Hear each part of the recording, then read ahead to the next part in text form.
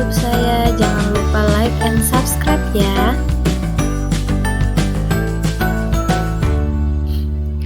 Assalamualaikum warahmatullahi wabarakatuh. Salam sehat untuk kita semua.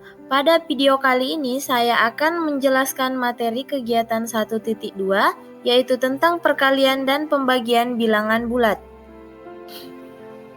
Sebelum itu, kita pahami kembali konsep pada bilangan bulat.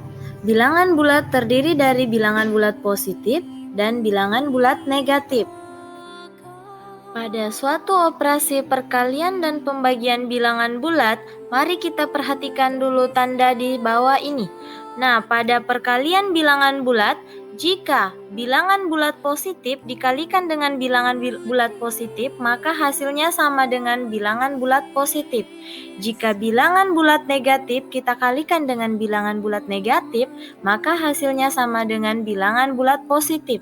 Jika bilangan bulat positif kita kalikan dengan bilangan bulat negatif, maka hasilnya sama dengan bilangan bulat negatif.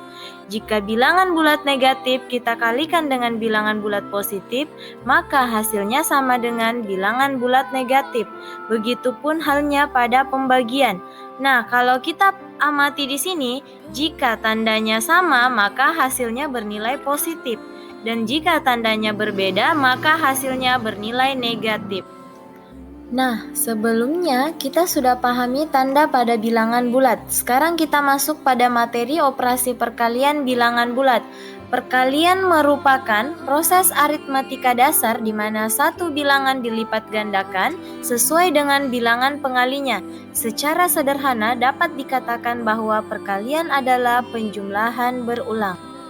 Bentuk umum dari suatu perkalian adalah N dikali A itu sama dengan A ditambah A ditambah A ditambah A sebanyak N suku.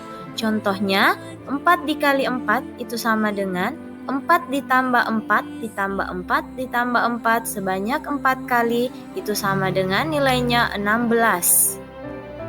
Sifat-sifat pada suatu operasi perkalian terdiri dari sifat komutatif, asosiatif, dan distributif.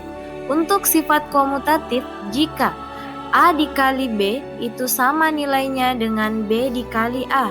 Untuk sifat asosiatif, jika A kali B dikalikan dengan C itu sama nilainya dengan A dikalikan dengan B kali C.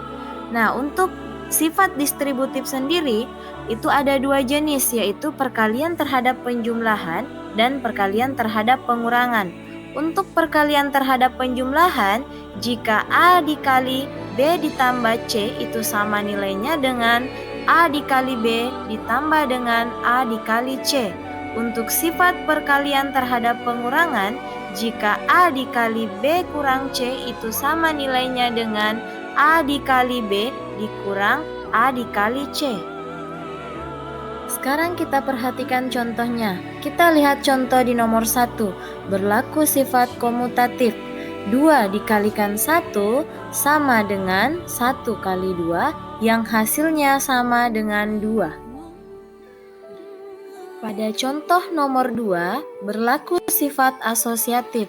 3 kali 2 dikalikan dengan 1 sama dengan 3 kali 2 kali 1, itu hasilnya sama dengan 6. Nah, sekarang kita perhatikan contoh di nomor 3. Contoh di nomor 3 ini berlaku sifat distributif, yaitu perkalian terhadap penjumlahan.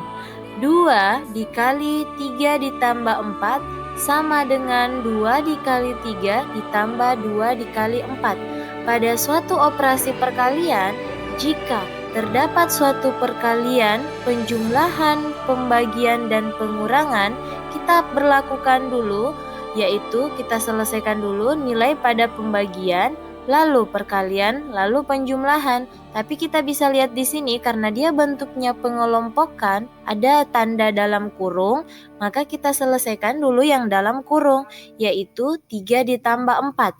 Jadi hasilnya sama dengan 7, maka 2 dikali 7 hasilnya sama dengan 14. Sama halnya dengan di ruas kanan, kita selesaikan dahulu yang di dalam kurung, yaitu 2 dikali 3 sama dengan 6, ditambah 2 dikali 4 sama dengan 8, maka hasilnya sama dengan 6 ditambah 8 itu sama dengan 14. Jadi nilai di ruas kiri sama nilainya dengan nilai di ruas kanan. Pada contoh nomor 4, berlaku sifat distributif yaitu perkalian terhadap pengurangan. 5 dikali 3 kurang 1 sama dengan 5 kali 3 kurang 5 kali 1. Jadi kita selesaikan dulu yang dalam kurung. Yang di ruas kanan yaitu 3 kurang 1 itu sama dengan 2, maka 5 dikali 2 itu sama dengan 10. Yang di ruas kiri 5 dikali 3 sama dengan 15 dikurang 5 kali 1 sama dengan 5, jadi 15 dikurang 5 sama dengan 10. Maka nilai di ruas kanan itu sama nilainya dengan nilai di ruas kiri. Sekarang kita masuk pada materi operasi pembagian pada bilangan bulat. Pembagian adalah pengurangan berulang, dapat juga dipahami sebagai pembagian suatu bilangan menjadi beberapa kelompok dengan bilangan yang sama. Nah, kita perhatikan persamaannya. Sama halnya tadi pada tanda pada suatu operasi bilangan, jika A dibagi dengan B, hasilnya sama dengan positif A per B. Jika positif A dibagi dengan negatif B, maka hasilnya sama dengan negatif A per B. Jika negatif A dibagi dengan B, hasilnya sama dengan negatif A per B. Jika negatif A dibagi dengan negatif B, hasilnya sama dengan positif A per B. Sekarang kita perhatikan contoh. Nomor 1, positif 18 kita bagi dengan positif 9, hasilnya sama dengan positif 2. Positif 9 kita bagi dengan negatif 3 itu sama dengan negatif 3.